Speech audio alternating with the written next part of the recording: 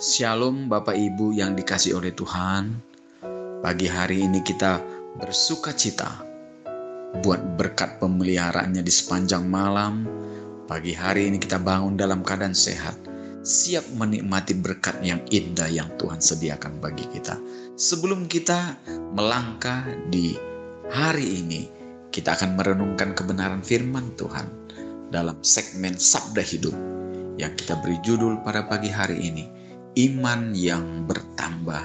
Kita ambil dari satu nats Alkitab, yaitu di dalam Injil Lukas pasal yang ke-17 ayat yang ke-5. Demikian firman Tuhan.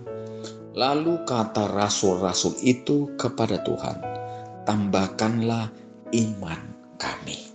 Saudaraku yang dikasihi oleh Tuhan, kita melihat di ayat ini rasul-rasul meminta kepada Tuhan supaya Tuhan menambahkan iman mereka.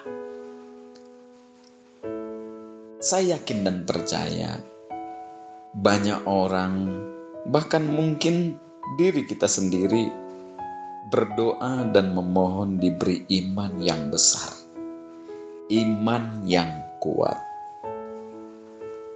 Tapi yang harus kita ketahui pada pagi hari ini ialah iman yang besar ataupun iman yang kuat tidak datang begitu saja.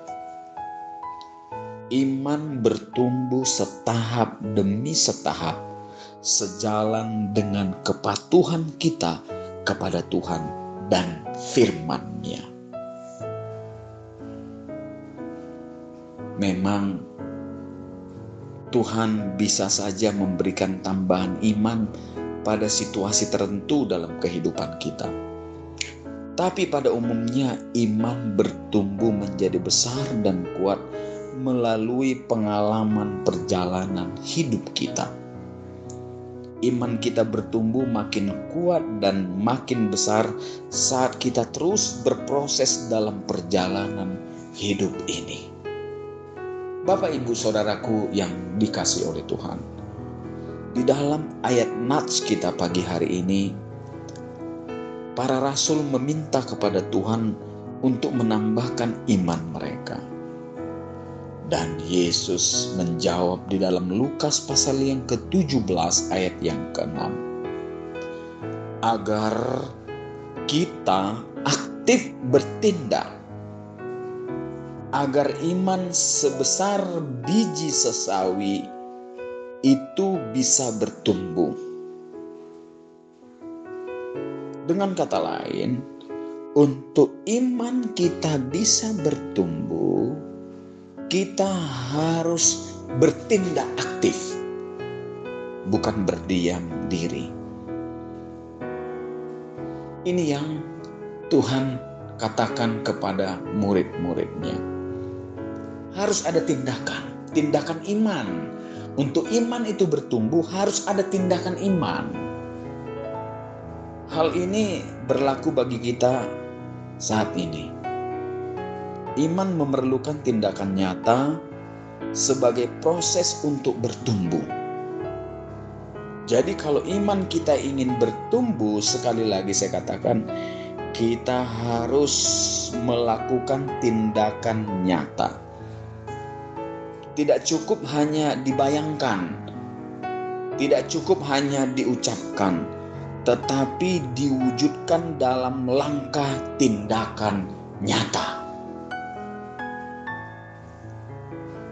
Sebagai contoh, kalau kita mendengarkan firman Tuhan, dan firman Tuhan itu memerintahkan kita melakukan sesuatu agar kita diberkati, kita harus bertindak melakukannya. Maka berkat itu akan Dia berikan kepada kita. Ini tindakan nyata.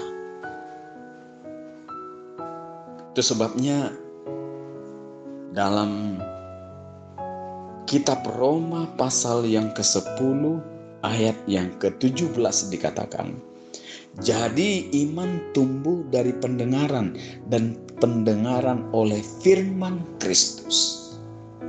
Iman bisa bertumbuh dari pendengaran dan pendengaran oleh firman Kristus. Dan firman Kristus ini kita lakukan dengan iman.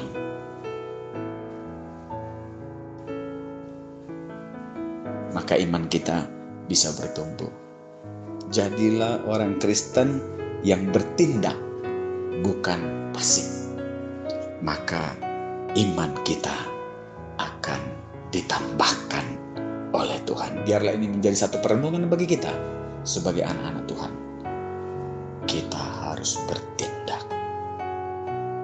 Biarlah sepanjang hari ini kita mempraktekkan firman ini, maka firman ini menjadi kekuatan dalam kehidupan kita.